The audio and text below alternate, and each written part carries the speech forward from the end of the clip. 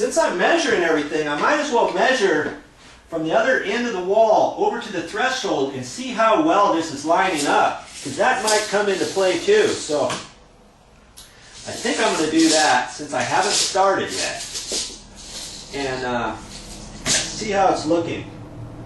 136 3/8. Okay, now I go back over here and check this.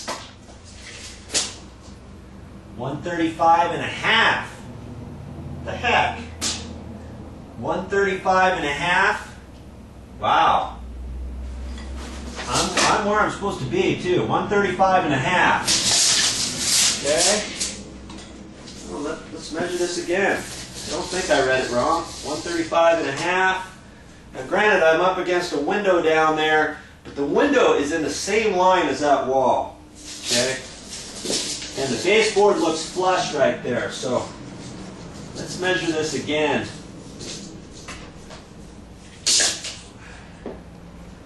136 3/8.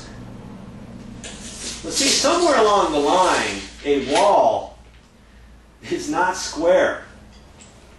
Or maybe they ran this threshold for the sliding glass door crooked, but I don't think so because everything's lined up above.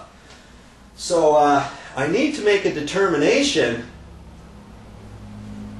what's going to happen and where I'm going to have a crooked line, because the last thing I want, you see, if I start over on this end with a straight piece, the full pieces or a straight line, I may come over here, depending how wide this last piece is.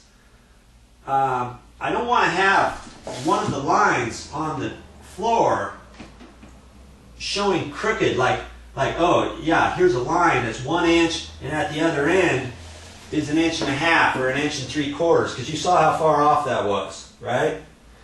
So I'm going to have to now do some more measuring and make a determination what I need to do here, because when I get done, you know, I'd like to have this line looking nice and straight, or if it's not straight, you remember this planking has 2 pieces embossed on it, okay? On this one piece of planking. So each one of my lines is 3 5/8. Now if I got that next line is 3 inches away from the wall, then it's going to be 2.5 down there, or 3.5 down there, or whatever.